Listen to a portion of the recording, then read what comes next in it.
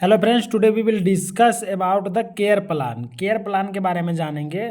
जो आज का टॉपिक है हमारा हर्निया, यानी आज हम हर्निया पर केयर प्लान बना करके आप लोगों को बताएंगे। देखिए दोस्तों, हर्निया में अगर केयर प्लान बना रहे हर्निया का तो सबसे पहले पेशेंट का आइडेंटिफिकेशन डाटा लीजिएगा।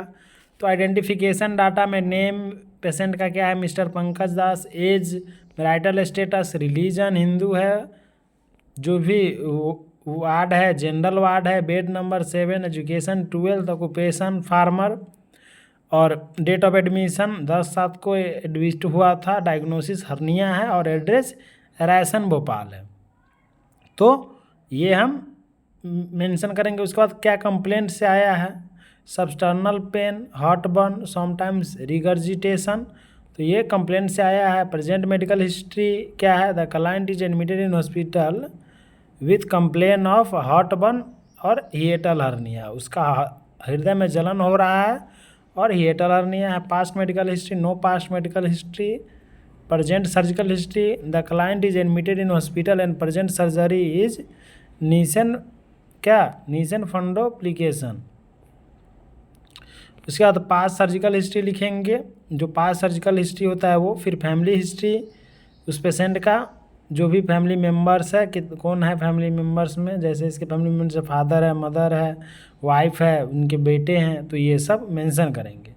उसके बाद फैमिली ट्री बनाएंगे सेम वो फैमिली हिस्ट्री के अकॉर्डिंग।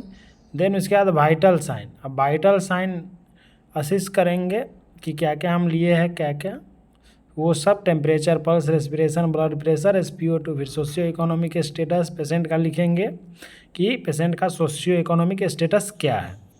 देन उसके बाद फिजिकल एग्जामिनेशन, अब फिजिकल एग्जामिनेशन में पेशेंट कैसा है, ले कॉन्शियसनेस है, लुक, एक्टिविटी, बॉडी बिल्ड कैसा है। उसके बाद स्किन का एग्जामिनेशन करेंगे, फिर ईयर का, फिर नोज का, mouth, throat, head to toe examination. ये टोटल है जो हम करते हैं सभी पेशेंट में, सभी केयर प्लान जो बनाते हैं। उसके बाद इन्वेस्टिगेशन, ब्लड इन्वेस्टिगेशन है, एक्सरे वगैरह किए हैं। फिर मेडिकेशन चार्ट, अब मेडिकेशन ये चार्ट है।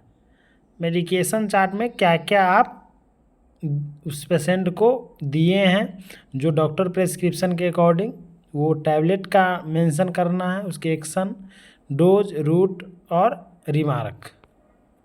देन उसके बाद डायग्नोसिस हमारा आता है, जो मेन इम्पोर्टेंट होता है किसी भी केयर प्लान में। तो ये 3-4 डायग्नोसिस बनाया है। Risk for aspiration related to impaired swallowing, depressed cough and reflexes secondary to stroke, फिर ये सेकेंड है। थर्ड, फोर्थ, फिफ्थ, सिक्स कुछ कॉमन होते हैं, जैसे एंजाइटी पर कॉमन है। उसके बाद impaired swallowing related to function evidence by dyspnea and inflammation process, तो ये सब।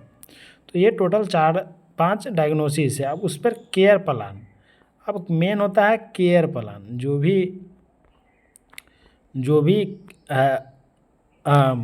नर्सिंग केयर प्लान बना रहे हैं तो मेन इंपॉर्टेंट इसमें क्या होता है, केयर प्लान। तो केयर प्लान में असेसमेंट आता है, डायग्नोसिस, गोल, इंटरवेंशन, रेटिनॉल और इवेल्युएशन।